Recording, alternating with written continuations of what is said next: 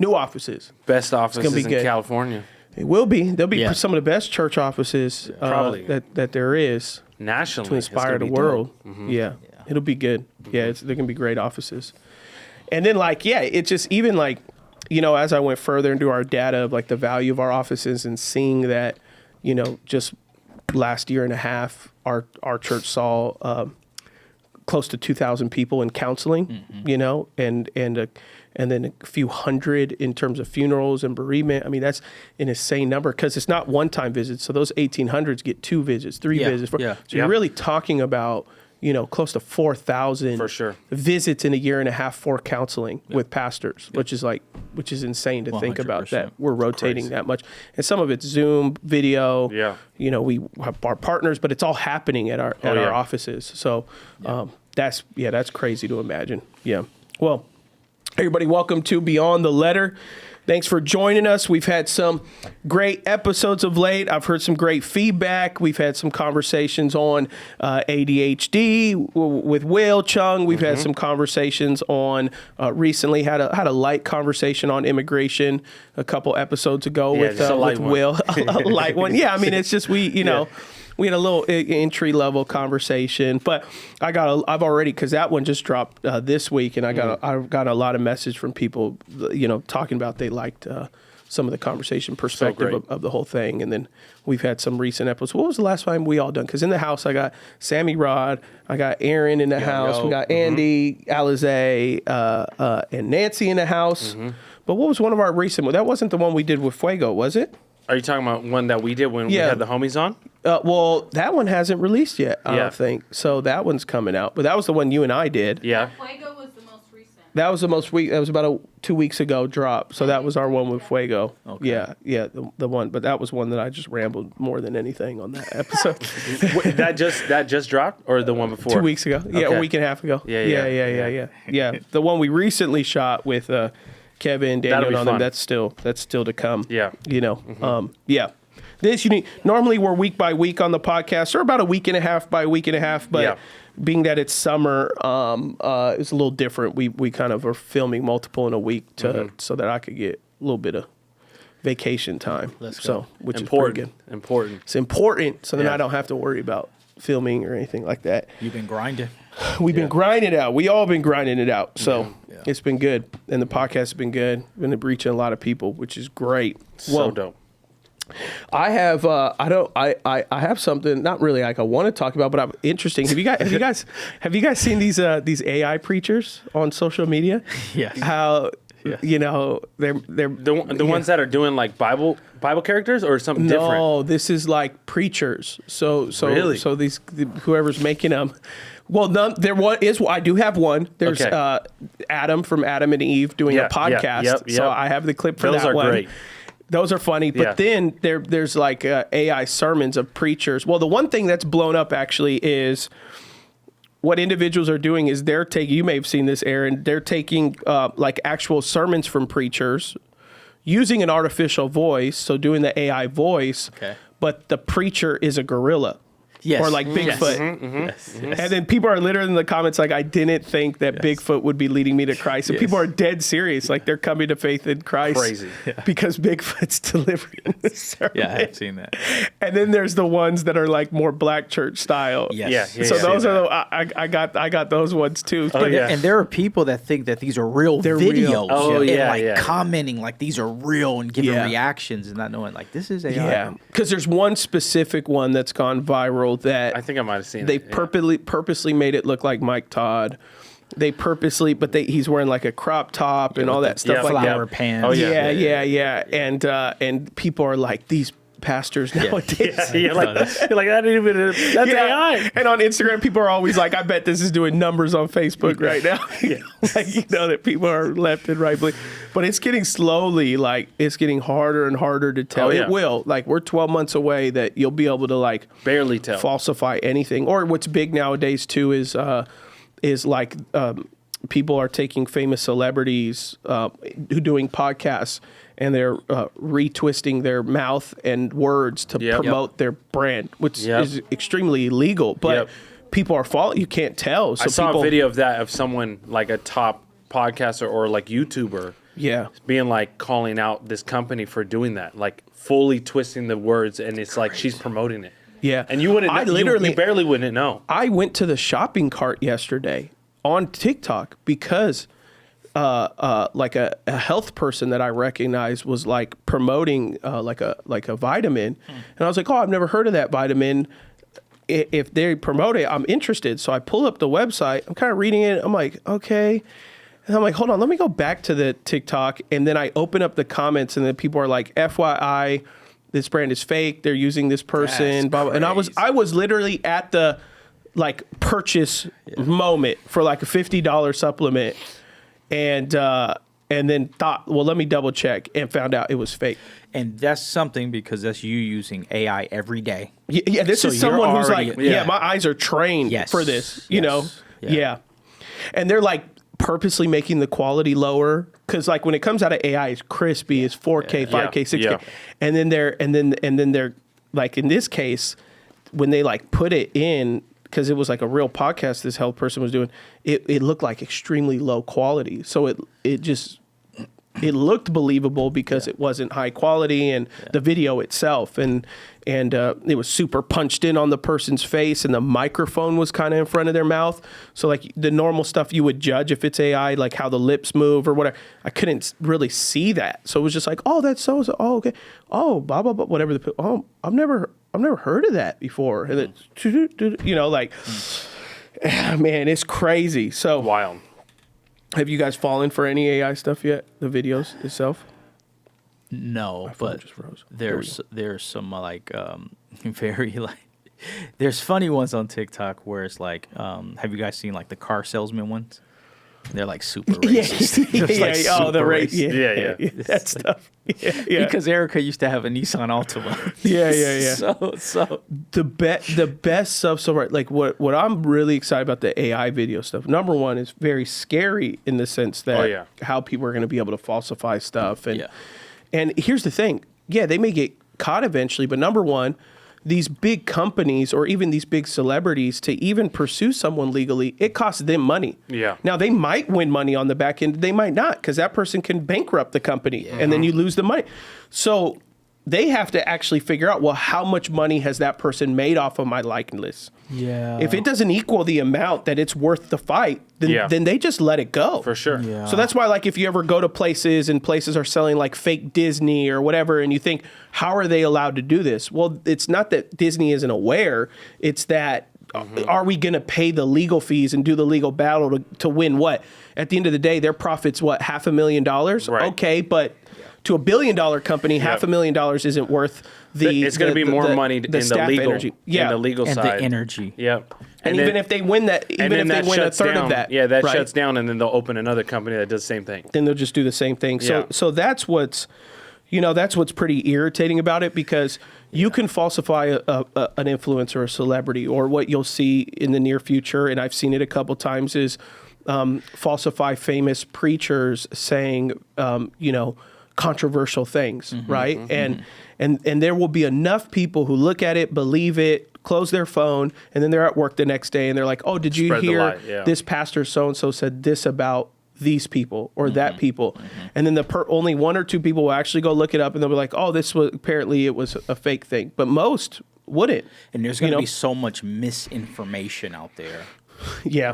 That it's not the video, it's the word of mouth traveling. Exactly. Because it's the court of a public opinion. Because I don't trust my phone, but I trust Sammy. So if Sammy says, hey, here's one that tricked me. Sometimes they do NBA players reacting. Really? Yeah, reacting to trades. So Steph Curry was reacting to Luka Doncic being traded to the Lakers. And the way he was talking was just so disrespectful. Man, LeBron is this and this and this. I'm like, man, this is crazy. Yeah. So I told Erica, I said, babe, did you see Stephen Curry? She was like, that was AI.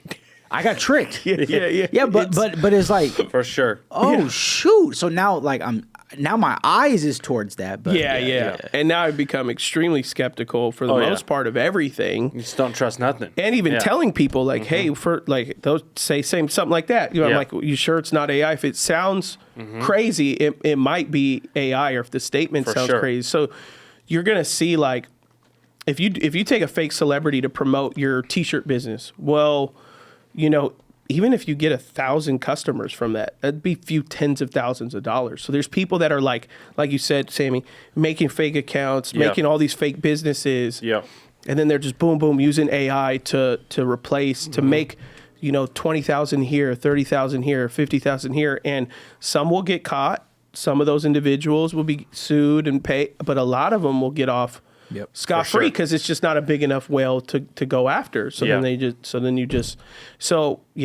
I mean, what's interesting is you're going to have to, recently I was doing something, I think it's Amazon. Amazon has this, maybe, and you do book stuff too, Aaron. So like Amazon now has an AI transparency clause where if you don't transparently at least tell Amazon that you've used AI for your content, then they say that potentially on the back end, you'll be legally held accountable for whatever happens, even from Amazon. So like, let's just say you take someone else's material, you use AI, you release your own content, that person finds out, they sue you. If Amazon gets word of it that you sold on their platform, Amazon can sue you too. And then now you're dealing with the second largest company in the world. People taking like the manuscript and then putting it in AI. Is that what people would do? You think? Or the book in general, fully AI based. Correct. Not. They may say, hey, take 48 Laws of Power, this and this and this, and make it for teachers. Boom. Right. AI makes the book, and the person goes, 48 Laws of Power. The book title is now 48 Laws of Power for Teachers. By so-and-so. And then by they, blah, blah, blah. And they do nothing. And then they go put it on Amazon. That's wild. And then all they do is pay for marketing.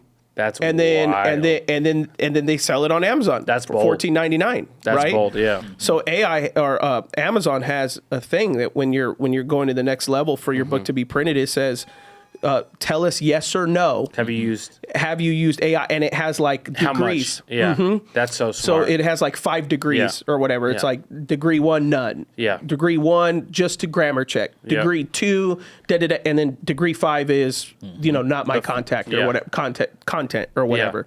Yeah. And it literally says like however you respond will determine how you're held accountable. For this. Wild. But that's like you could tell. I think both with videos and even books, you could tell what's AI too. Like there are some that will like trick us and like look kind of real. Like you said, about a year to 2 to 3. Like imagine in honestly, you said 12 months. Imagine in 3 years where it's gonna be. But you could kind of tell the language, the video, even like what's written. You could tell if you're well versed in it and use AI, and that's why.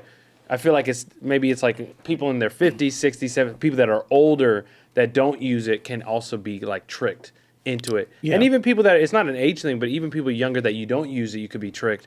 But if you're well versed in it, that's why I think it's so important because people are always reticent. I think we talked about this before about when we were talking with ChatGPT with me and Will. It's easy to be like, oh, what's new you're afraid of, or we make it as evil. But if we need to understand what it is, and then to understand it, you could see what's fake and what's real. Yeah. So. And there are different layers where responsibility is held different. It's like me using a calculator every day isn't really a bad thing. Right.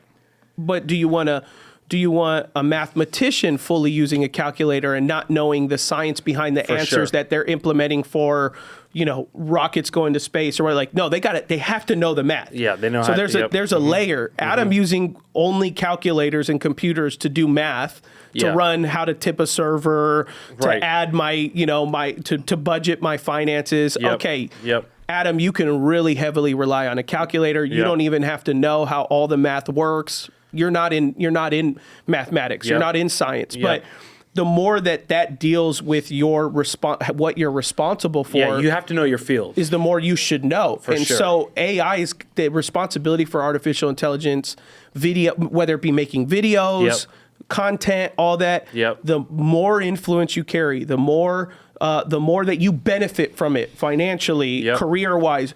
The more you are much more of a higher responsibility for how you utilize that, because you're not using it just to teach your kids something. Yeah, just for fun. You're doing it to monetize, to live life. So use it to make your life easier, use it to even help you create, help you impact influence and all that, but also know there are certain, most of the time you gotta be like, okay, I can't use a calculator for this. I gotta actually do the math.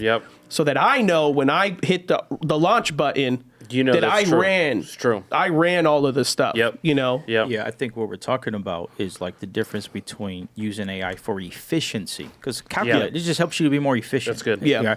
Versus like having credibility in a subject matter. For sure. So I think with time, like 3 years from now, social media is going to be so much more diluted that is going to cause people to crave more conversations. Because I'm not going to know. We're not going to know what's real or what's fake. And we live in an age right now where you have influencers. Hey, this is not my account. Like, this is a fake account, blah, blah, blah, blah. But where we're headed is there could be things coming from people's real accounts, right, from an AI perspective that is sharing just fake stuff, right?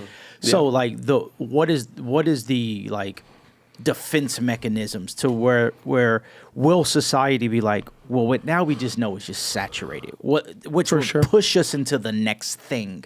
And I think this is just pushing us towards more authenticity. It's like during COVID, what was big was like individuals in like Africa and stuff like that. They were making fake profiles of big name preachers, and man, I probably had 20 or 30 accounts even made on my name. And then they were, adding a bunch of followers on it. They would literally take hundreds of your posts. Anytime they had the system, anytime you made a new post, they posted it on their fake account that was you, so that even if you pulled up my name, it would be all the updated photos and pictures and all that. And then they were DMing people, hey, I'm building an orphanage in Africa. Would you help me? Here's the link, da-da-da-da-da. And people would message me all the time, and even about other preachers, like, oh, I gave to that. And it's like, you can't do that. You feel terrible. Like, you're like, you can't do that. And that's why for me, like, I pay for the verification on Instagram, which is why actually they stopped when Instagram made verification public to be paid for. A lot of those preacher accounts stopped because most pastors went into to verify their accounts.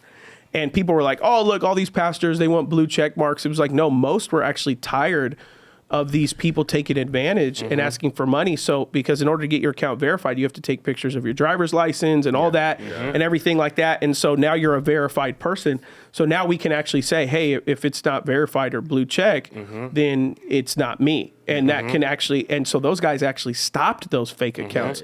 So I think at some point, AI and even accounts are going to have to figure out some type of policy or policing that it's just going to get so hard to tell what's really, who's really promoting stuff, who's really saying what. I mean, if AI was essentially popularized only a year and a half ago, because we've been doing this podcast for almost 3 years. When we first started this podcast, AI was never talked about at all. For sure. Ever. Was not it was known, but it was not usable. It wasn't daily life. So the fact that even through this podcast lifeline of 2.5 years, almost 3 years in September. It's taken the fact over. That once a month on this podcast, we're having to deal with some type of conversation around artificial intelligence means what's going to happen in another 2 years. How often is that going to have to be talked about? I think it'll swing too, right? So like it'll get way harder to distinguish. It'll get way more, accessible. Like think about when the iPhone came out. Remember how expensive it was? It was. Everyone was like, I remember my mom. You were wealthy if you had my one mom of the got first one of the brand new iPhones, and we were like, this is crazy. I remember having to like do the touch screen. I'm like, how are you gonna get used to this? Remember, you're like, this is so weird. Yeah. And then where's my BlackBerry ball thing right here? or little like Nokia with Snake on it. Remember all that stuff? Well, also for me, when I was in high school, I learned how to text without looking. So I'd be in class. What is it? And I'd be running on the analog things. Is it T9? What was it called? Do you remember the texting thing where it's like T9 or whatever? Yeah. So even with the iPhone, I was like, I don't know where the numbers would be if I was typing under the table. Weird. So the iPhone allowed it. So in the same way with AI, like you're saying, it's going to expand. But I think what people are going to crave is being in the room. Yep. I think being in the room, and it's going to be hard to, validate what's online. I kind of trust that, but let me be in the actual room. Yeah. Which is actually going to put like a market on boutique, unique kind of experiences, not just even in the church, but in the business space, in teaching and all that stuff. And so that's why I think even like, if you think about even our like conference that's coming up, you could catch all these speakers on YouTube. That's great. And like, you could hear that. But the beautiful thing about being in a room for a conference is not only the experience you're getting from the speakers, but the community, the relationships, 100%. What you're learning, what God's doing in the room. And so I think that's what's going to be really fun to see of like, it'll swing where it's like AI is going off. Oh, it's going to be hard to tell. Well, everyone's going to be drawn to be in person. Yeah. Hey, yeah. At some point, we're going to have to recognize that being human is not information. Mm-hmm. That's not what humanity is. It's connection. You know? Yeah. And I think we're living in it and I mean, even with AI, even more so, we are living in such a crazy information age. Yeah. You know, even I use all those I use all those note takers for AI, and I just record meetings, and then I put it into. I use Plod, but you know, even we have my friend Matt down to do a staff thing, and I recorded his message, and then I put it into my AI note taking software. I still need to get one. And he was like, dude, I've never seen any. He texted me the next day because I sent him the link. Hey, here's the recap to your notes if you wanted it in the future, and it also has your transcription, it has your audio file. Does it give any recommendations too of like, can you add any recommendations? You can ask it. Yeah. So like what you could do is there's a was this clear? What would you take anything away? Would you add? Yeah. Like so you can so you can ask it like if you wanted, you could open up the AI feature, and then you could say like hey, at some point I think they talked about blank. When did they talk about it? Oh, minute, blah blah blah blah blah blah. Here's what they said. Da-da-da-da. So or you could say, hey, I really like when they quoted this author. What are 3 other books that they've written? And it'll boom.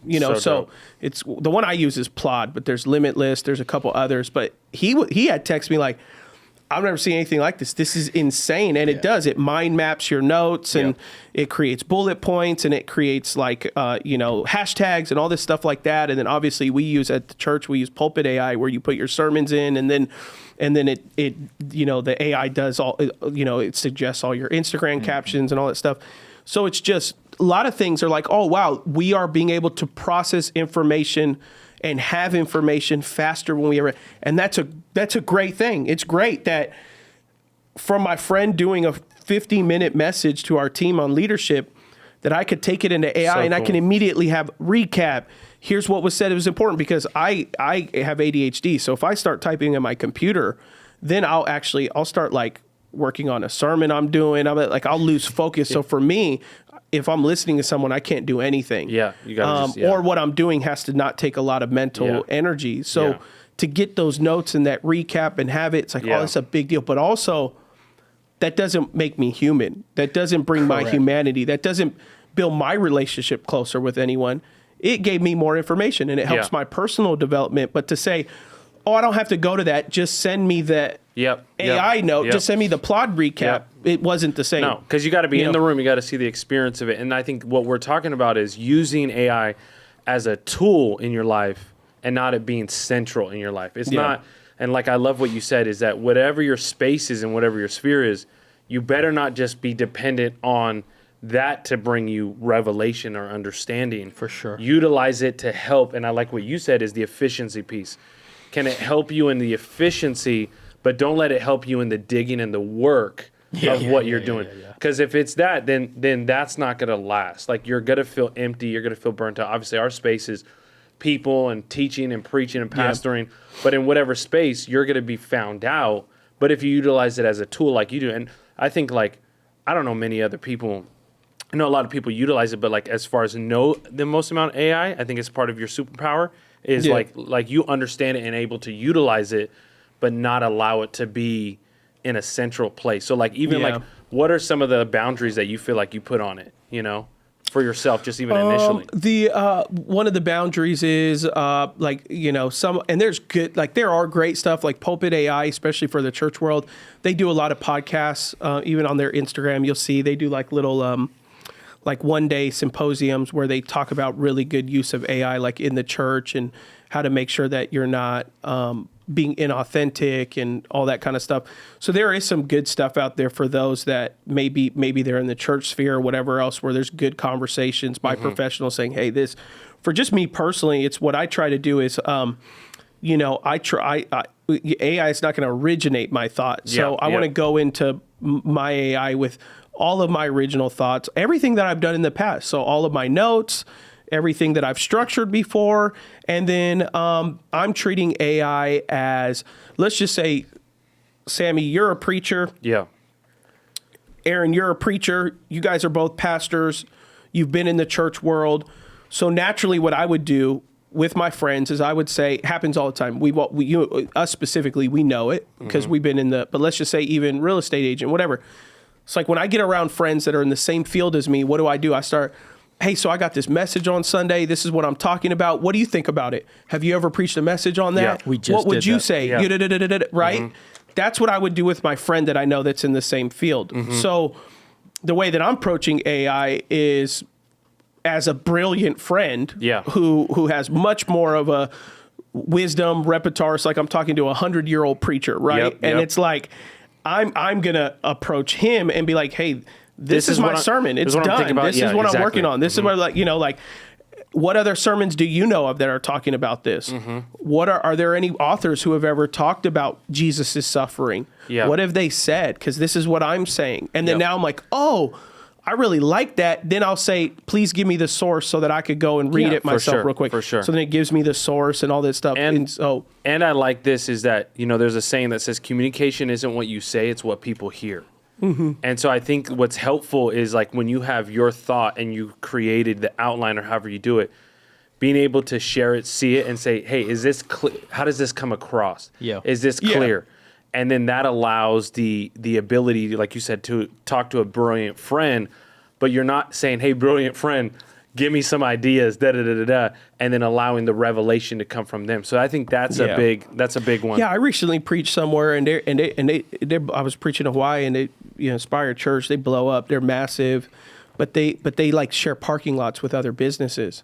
So when I got there, they were like, hey, because at first I walked in and it was like, oh, he has 40 minutes to preach.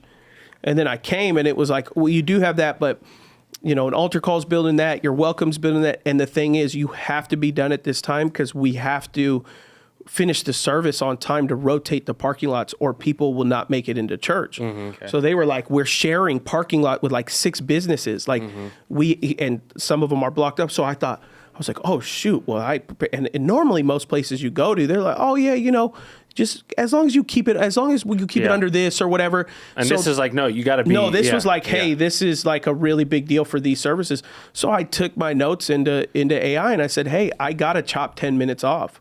What is where do you recommend that I pull 10 minutes out of it? And then it was like, oh, I recommend you can pull, you've double spoke kind of about this already. You've done this. I think you have enough Bible verses already. I don't think you have to quote this one because you've already nuanced, blah, blah, blah, blah, blah. So then it said, and I go, okay, well, there's the 10 minutes there. And sometimes I agree with it, sometimes I don't. And sometimes you're like, no, add that in, but take this out. But at least I got, like I would you. Sammy, hey, you heard me on Saturday. I got to chop 10. What do you think I should chop? And you're like, you should cut that story about you at the grocery store because it's good, but...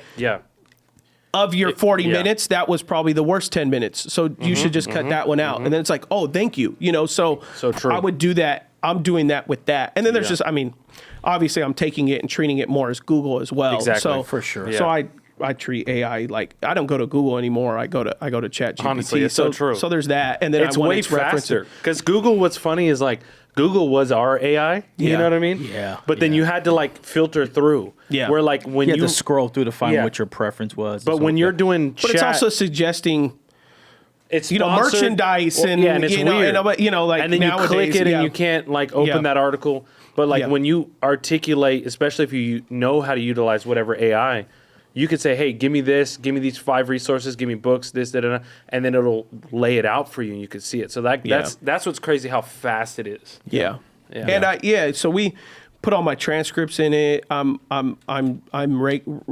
AI uses its own internal search engine. So like there is language learning models. So the more that the more that let's just say you're a content more creator like us, like we preach sermons, we write books and resources and this, you actually want to give that stuff not only to AI, but also public source AI stuff. Cause then like people have told me cause I've done a lot of mental health sermons. Man, I get DMs from pastors all the time. Like, I went to ChatGPT and asked top 5 messages on depression and, you were in 2 of them, wow. Because I use AI so much, I give it my transcripts. Our team uses AI for captions, for the show notes and all that stuff. So they all are talking to each other. And so specifically, if you feel like you're trying to broaden your voice and reach, right now, it would be like you're in 1990 and someone says, hey, you should get on Google. Mm-hmm. You should promote your business on Google. Mm-hmm. And a person go, that's a wave. That's going to die out. It's like if you're some type of the .com. Remember when the .com was like, "Hey, .com's gonna be crazy." Like no way. World Wide Web. Web. Yeah, right. Yeah, right. That's not. You should create a website. Yeah. No way. No. So, for me, it's like if you are create content in any way, put your stuff into AI language learning models, because it's just gonna help you expand what you feel like is your voice, and what you're trying to do with people and reach people and help people and stuff like that. But that goes in any business field or anything like that. So like if I was let's put in, I'm trying to think of different businesses. So like real estate's really easy. Let's just say I was a real estate agent. Well, I would start writing blogs on the top 5 real estate agents and then name your county. So like we live in San Bernardino County. So write a blog, top 5 real estate agents in San Bernardino County, and put you as one of them and say, this is why Adam Mess is unique, blah, blah, blah, blah, blah. Because if someone one day is going to go to ChatGPT and they're going to say, what are the top real estate agents in San Bernardino County? Mm-hmm. You want to know who's going to come up? You. So good. Because you have been telling because AI is using information as a way to deduce. Yep. It's not it can make its own summations if you give it the right data. Yep. But in terms of generic questions, like, top schools in Southern California, it's not like deducing its own opinion. It's looking for magazines, articles, data, statistics, all the stuff that's public, and then going, hey, this is who I think. So the more that you have your voice in things, and you are, let's just say I'm in real estate and I do a podcast, and you say, this is why I believe I'm a top 5 real estate agent in my region, blah, blah, blah, blah, blah, da, da, da, da, da. And then you put that transcript in the show notes. Well, again, somebody's going to Google that one day. Or here's why I'm the top dentist in Southern California. Go do a podcast on that. Because in the future, someone's going to go on ChatGPT as Google. What are the top dentists in Southern California? And it's going to say, it's going to know that there was a podcast that was done. It's going to read the transcript in milliseconds. Free advertising. And it's going to go, Dr. So-and-so. Now, you got to live up to what that is. You don't want to abuse it. But again, everything is like, if you look on an entrepreneur sense, it's all about promotion, making yourself known and all that kind of stuff like that. That's where people are kind of not realizing that's what AI does. Because in about 1 or 2 more years, especially all of Gen Z, I don't know that they'll be using Google anymore. For sure. Yeah, I used AI recently with my air conditioning. And I don't know much about air conditioning units, the difference between the two, this price because of this and that and that. So I took a picture of the SKU of the one that the guy was offering me. It could be this one, and I just gave AI a prompt. Yeah. Here's my house. Here's the square feet. Blah, blah, blah. Is this good for my house? What are the prices these are going for? What are the competitors? And you put all that in AI, and then So I did something similar in that same thing. My remote for my air conditioner broke, and it was like an old Honeywell. Like my AC is actually in my garage. Where like now modern homes, like your actual power and control system is somewhere by the front door or something. Not mine. It's all in the garage. Even the power unit, all that. So the Honeywell makes this like a remote control. So the one that was actually up by our room, it was battery operated. So it died, and then when I re-put the battery, it like reset the system that I couldn't figure out. So I was like, all right, finally, my old house, I used to have the Google Nest stuff. I preferred it. I could be, somewhere I can control it from my house, blah, blah, blah. I'm going to install that. Well, mind you, I'm not installing those little power units that are in people's living rooms. I'm in the AC unit in the garage where the power is all scratch. Got it. So literally, I take a picture of all the wires, like all the wires, just the raw wires that were just sticking out. Yeah. Like with flash, boom. So you could see there's like 4 yellows, greens, blah, blah, blah. Take a picture, boom. Took a picture of the Nest thermostat, like the little mechanism where you put the wires in. Boom. And I said, this is what I'm doing. This is the AC system. This is the Nest. Where does everything go? And it goes, take this one to this to this to... And you did it? I did the whole thing, and one thing I couldn't figure out, which later on the AC guy said, there's no way you would have figured that out. Like, he didn't know I was using AI. Yeah. But he comes and he goes, who set this up so far? Because basically I could get the AC to work, but I couldn't get the heater to work. And because it was on a totally different system, and it was just something I wouldn't know. Like, I would have had to know it was on a different system, but I didn't know. AI probably could have told me how to do it if I knew that. So he comes and he goes, he's in the garage. He's like, who set this up? And I thought he was going to be like, you broke it. You ruined it. He's like, you crushed it. I was like, I did. He was like, You're hired. he's like, yeah. He was like, are you an electrician or anything? Like, he assumed I wasn't an AC person, but he's like, this guy's got to be an electrician. Yeah. He's like, are you an electrician? I was like, no. And he was like, you did an incredible job. He was like, I can't believe you got this far as you did. He goes, this system is 30 years old. Like, he goes, there's people on our team that wouldn't have even been able to get this far. So good. You know? And that was just... AI. Yeah. I took a picture of the wires. Yep. It didn't ask me, oh, what are those? Why do you have 6 reds? Why do you have, it was literally like, oh, disregard this one. You won't need that one. Yep. And then... But that's why, again, even what you guys are saying prompts me to think of, there's no excuse for not being good at something. Right? Meaning, if you want to get better in whatever field you have. Yeah. And a lot of times we say, oh, I'm not better, or I can't do this because I don't have a mentor or a person there. Utilize what you have in front of you. Do you want to get better? Like, think about like a hobby. I'll just have fun sometimes with like AI. And because I love golf, so I'll be like, hey, give me some good swing thoughts, tips, all this different stuff. You could utilize so many different aspects of what you want to get better at, whether it be your career, whether it be a hobby, different rhythms. Just this morning, I was writing it in it and just being like, hey, I want to grow 20 years in full-time ministry next year. I want to grow in communication. Give me some of the top communication books, both in, spiritual as well as, in, just like everyday work as well as different practices. Boom, and wrote out a lot of stuff I already do, but you could get better at things by utilizing it. Yeah. And even the same thing. You can even put your sermons in it. Yeah, exactly. And say, how could I do better? Yeah, exactly. Because most AI is meant to affirm you and meant to agree. So you got to tell it, don't affirm me. Yep. Be an honest critic. Yep. What did I do wrong? Yep. And do it. And then on that point, tear your stuff up. I was talking with Chandler about it, is that so much of the time, the AI is just to, like you say, affirm you and not even like, not that it's not going to correct you, but give you honest feedback, right? The truth is, though, that we could be, we're almost building ourselves into being like, think how incredible and amazing we are, because our feedback from what we're hearing is like, wow, this is amazing, versus actually getting like great feedback from people that are like, hey, this was great, this needs to change. Yeah. Whereas sometimes like you could ask whether it be chat or whatever AI platform you use, hey, what do you think are some of my best? Oh, you're this. And that's always great. Yeah. But it's important, going back to my thought of people craving human connection, and true impact will happen where you're not drinking like your own Kool-Aid. Because that could also, I think that could also be a place where people are utilizing their AI a lot. So then they think they're incredible at all these things, and you're like, yo, you're missing out on here. And that's the beauty of having that connection with it and seeing it as a tool versus like, hey, this is what I'm going to in my everyday life. Yeah. And it's so much like richer to get affirmed by some person for sure than a platform, right? Yeah. And then it's like going into like our weekly preaching situation. Like, I'm not nervous at all putting my stuff in AI.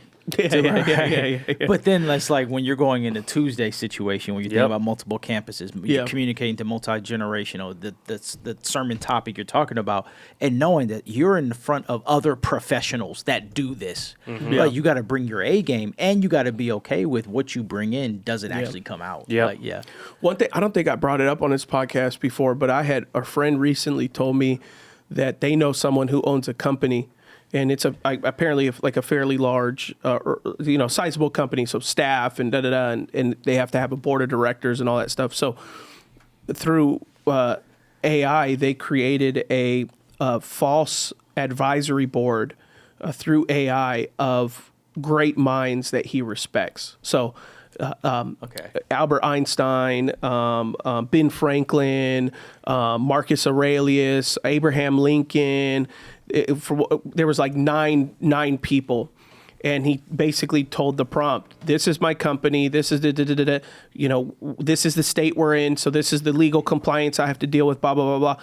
I want to build a board of the expertise of these individuals, do a deep dive, understanding all of their personalities, all the content they've ever written, And when I face a problem, I want my advisors.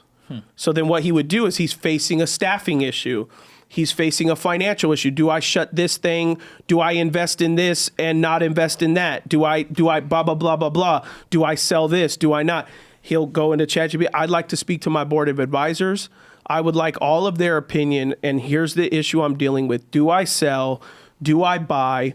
Do I this? And then all of a sudden, Ben Franklin will jump in and, Ben Franklin's opinion is you should, he's much more of a saver or whatever, right? Blah, blah, blah, blah. Marcus Aurelius would say, and here's a quote he would probably use. That's crazy. And so he takes wisdom.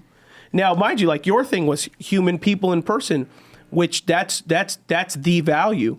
But then you also now have this new added layer of the world's wisdom that you can play and understand both sides. It's not a one or the other. It's not a, hey, disregard this while only doing this. But it's also understanding, that there is a difference between an oven and an air fryer and a grill and a stove and a microwave, So it's like AI is probably the microwave.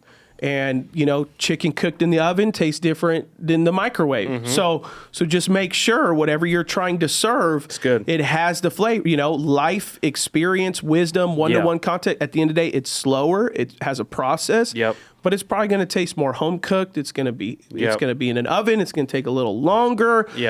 But you can, at the end of the day, you'll be able to taste those flavors differently. But yeah, there are times that you just want to top ramen, or you want to reheat the food you ate yesterday and throw that in the microwave. You need quick information. You just want to make a quick decision. It's not super high impact.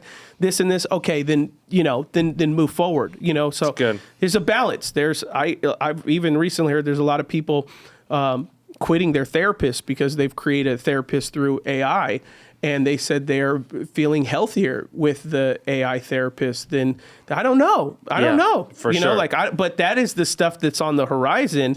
That there are a lot of people who are quitting going to therapy because they've created a therapist through their AI, and they can pick the world's best therapist that has written the most books and build that personality. That's what's kind of, I think creating something that is not just agreeing with you, but also like able to speak in, and that's where you get into like absolute relative truth, all that stuff that we could talk about. Well, it worries me, because the AI doesn't have a sense of ethics and morality.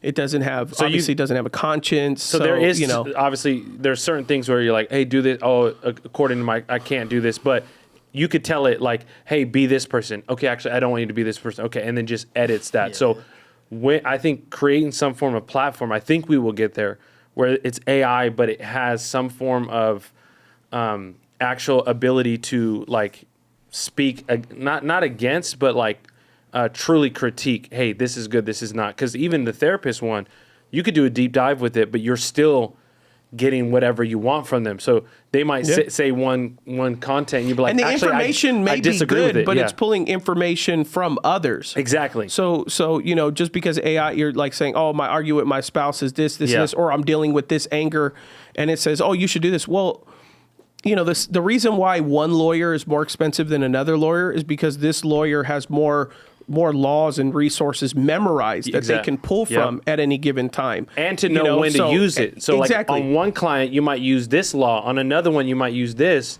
where AI is going to be like, oh, actually use this law for everything. Yeah. And so that's and you're going to say, oh, that's good. Or it's like it's pulling a backlog, which is good information, but it just has a deeper well. Yeah. But it doesn't mean that well is always ascribed to you. Yeah. Where a human is going to, and even humans are flawed, which is why I think specifically, I mean, we've had therapists on before, and most of them talk about how like over 60% of their clients end up not going to them anymore and stuff because they prefer this or this or this or this. So there's so much preference around certain things like therapy or like, I mean, I've gone to 20 chiropractors in my life because, you know, so it's like, for sure, there's so much preference level things that, in some way you're going to get some good insight, but you're also, you know, like AI, you know, shouldn't replace pastor. And I don't know that it could therapist, but can you, is it going to help you a lot? Like, it's going to, you know, it's going to give you more information than Google would for sure. For sure. And it's going to know you, so it can learn you as much as you're willing to let it know about you. So it can personalize it more than Google, but it doesn't mean that it's always going to be best for you. You know, that's, well, let's look at what clips you got, Andy. Let's do, well, first one, they got the Adam and Eve one where Adam is doing a podcast. That's so great. in AI. And then we'll go to the preacher ones and see. I can't even remember them, what they said. I've saved them a long time ago, but let's. So God makes me, right? Boom. First man, no parents, no nothing. And I'm like, ooh, I'm literally about to be everyone's daddy. You know, this is bananas. Then one day I knock out, zero warning, wake up missing a rib, and there's this baddie just standing there like, hi, I'm your wife. I'm chilling, naming animals. Saw this big, weird chicken with a long neck.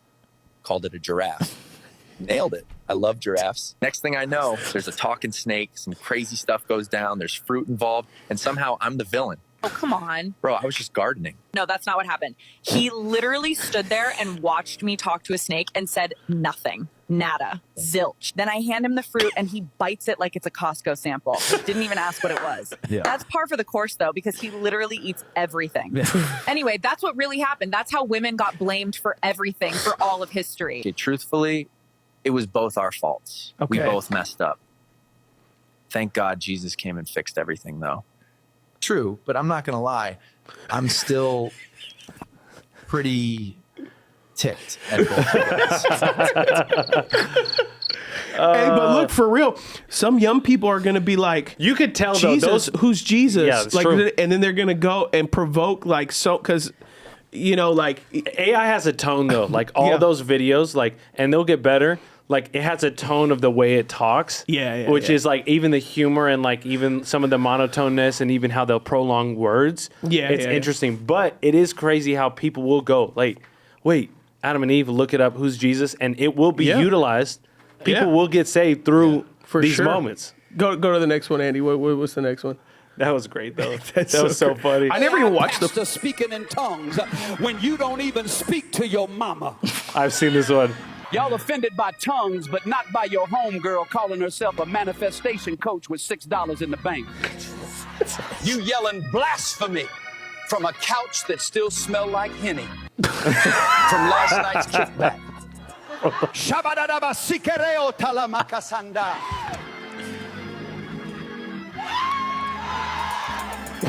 Go to the next one. Go to the next one. You still stuck in your mama's house because all you chase is what's bottomless. Mimosas on Sunday and women with no standards every other day. Now, fellas, let me ask you this. How you going to be faithful to your barber, but not the mother of your kid? Oh, dude, that's a word. Tongues, too. Oh, glory. Bro, those are wild. Dude, they are so funny. How you judge it from a couch so like a Henny? But where my mind goes, because, you know, I'm involved in all this, I'm thinking, who's writing these prompts? Like, because they literally have to word for word do the tongues. You have to prompt the tongue. So it's not like, it could be just do tongues, but it probably wouldn't have, it would have said, they have him say "Shadalala Ritiki Tiki." It's gotta be creating through AI too. Hey, have them speak in tongues, create something like that. You think it's like that too? If the AI base knows what that is and understands it, and you can language model teach it somewhat, but more sometimes like more likely because this stuff is newer. You're giving it the most part, all the phrases that you want it to say, but you also have to build the character, like what ethnicity you want them to be, and all that kind of. So all that's in there for sure. You're not just. It's not. I don't. From what I understand, I've played with it. It's not all random. You have to prompt the entire thing and I think because they're using the new one that just came, because this just came out 30 days ago. This new video AI system, and it was, I'm trying to remember who came out with it. It wasn't Google.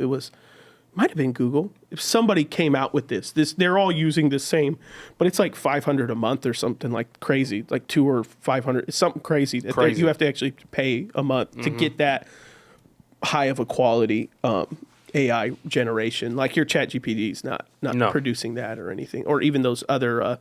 Like I use another video one that's something, but it wouldn't do that because they can actually create movies and stuff with this new one. That's insane.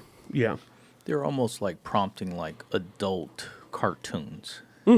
Yeah. So some of it is like, man, it's entertaining. Yeah, it's funny. This is cool. Yeah. But then the other side is, man, where could this lead to? Yeah. Well, in a skepticism or a worry, but also like. So like I've personally, being in content for so many years, I've wanted to do children's content for so long, specifically in animated. It's just too expensive. So animated content costs around anywhere between $5,000 to $10,000 a minute of what you're producing. So if you want to produce a 15-minute animated thing, it's about $100,000. So children's or just animation in general is extremely expensive. If you want it to look quality, and it can go upwards to $50,000 a minute. That's why you'll see Avengers or something that's doing animation or whatever, and it's a $500 million. But if you really look at the numbers, like $150 million of it is just animation. That's crazy. Because of how tedious and how framed and voice.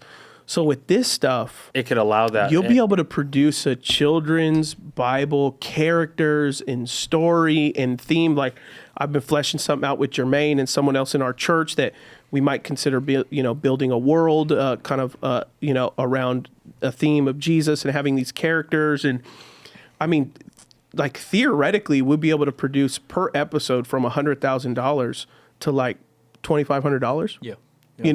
And it might not be the highest quality, but it will be close enough to. No, this stuff is high quality now. Yeah. Have you seen the animated AI stuff? I saw the animated one. Yeah, that one's crazy. It's scary. Yeah. It's Pixar level. Yeah. Because you build the framework of what you want it to do. Now the promptings is what's tedious because you got to render and generate whole slice, so it's going to be a little wonky for a while. Yeah. The way you got to clip stuff and how long. But I mean, dude, we're 12 months away probably.